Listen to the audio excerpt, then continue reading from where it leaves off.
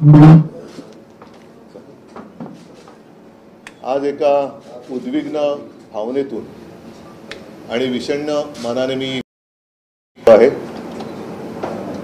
उद्या मला वाटतं अबुधाबी का कुठेतरी हिंदुस्थान आणि पाकिस्तान यांच्यातला क्रिकेट सामना आहे आणि मी उद्विग्न आणि विषण्ण हे दोन शब्द एवढ्यासाठी वापरले की अजूनही जो हल्ला पहलगाम मध्ये आपल्या भारतीयांवरती झाला त्याच्यामध्ये ज्या पर्यटकांची हत्या केली गेली त्यांचं रक्त सुकलेलं नाही, घाव भरलेले नाहीत।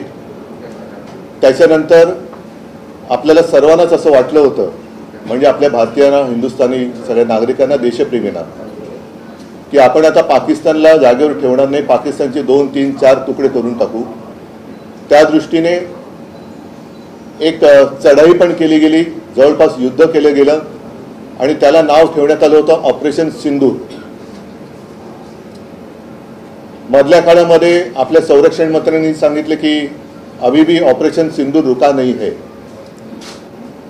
एकूणच ते जे काही वातावरण होतं हे वातावरण आपल्याला काही नवीन नाहीये, कारण थोड्या थोड्या दिवसांनी म्हणा, काही वर्षांनी म्हणा, पाकिस्तान आपल्या देशावरती आतंकवादी हल्ले करतं। त्यावेळेला आपण सगळे उठून जागे होतो, सरकार पण चवताळल्यासारखं उठतं, आपले सैनिक शौर्य गाजवतात आणि याही वेळेला ज्या बातम्या येत होत्या त्या बातम्या जवळपास पाकिस्तान आपण पादाक्रांत करतो आहोत अशा स्वरूपाच्या बातम्या होत्या। शौर्याने तर म्हणजे सैनिकांनी तर शौर्याची परिसीमा गाठली होती। अचानक काय झालं, कुठून कळ फिरली काय सांगता येत नाही। ट्रम्प म्हणतायत की त्यांनी युद्ध थांबवलं, व्यापारासाठी युद्ध थांबवलं। वातावरण म्हणजे मला आठवते की त्याच सुमारास आपल्या देशाचं नाव भालाफेकीमध्ये उज्ज्वल करणाऱ्या नीरज चोप्रानी एक पाकिस्तानी प्रशिक्षक आपल्या देशात बोलवला होता। आता ते आमंत्रण त्यांनी कधी दिलं होतं, द्यायला हवं होतं की नव्हतं, त्याच्यानंतर तो प्रशिक्षक तर काय आलेला नाही। पण त्या नीरज चोप्रांना जे काही अंधभक्त आहेत त्यांनी देशद्रोही बोलण्यापर्यंत मजल गाठली होती। त्याचा मनस्ताप त्यांना काय झाला असेल याची मला कल्पनाही करवत नाही। पण आता अचानक असं काय झालं की पाकिस्तान बरोबर आपण युद्ध पुकारलं होतं आणि त्याच पाकिस्तान बरोबर उद्या क्रिकेट मॅच खेळतो आहोत। तुम्हाला सगळ्यांना कल्पना आहे की ऑपरेशन सिंदूर केल्यानंतर जगभरामध्ये आपल्या पंतप्रधानांनी सर्वपक्षीय शिष्टमंडळ पाठवली होती। कशासाठी? तर आमची लढाई आतंकवादाच्या विरुद्ध आहे आणि आमच्या देशात आतंकवाद पाकिस्तान फैलवतो आहे। आता नेमकं मोदीजींचं काय म्हणणं आहे? मला असं वाटतं की ही देशभक्तीची थट्टा आहे, नुसती थट्टाच नाही तर देशभक्तीचा हा व्यापार चाललेला आहे।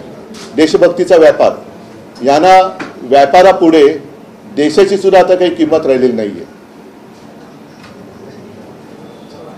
राजनाथ सिंगना मला विचारायचंय आणि अमित शहाना सुद्धा मला विचारायचंय की तुम्ही आता हे युद्ध थांबवलंय हे जाहीर करणार आहात का?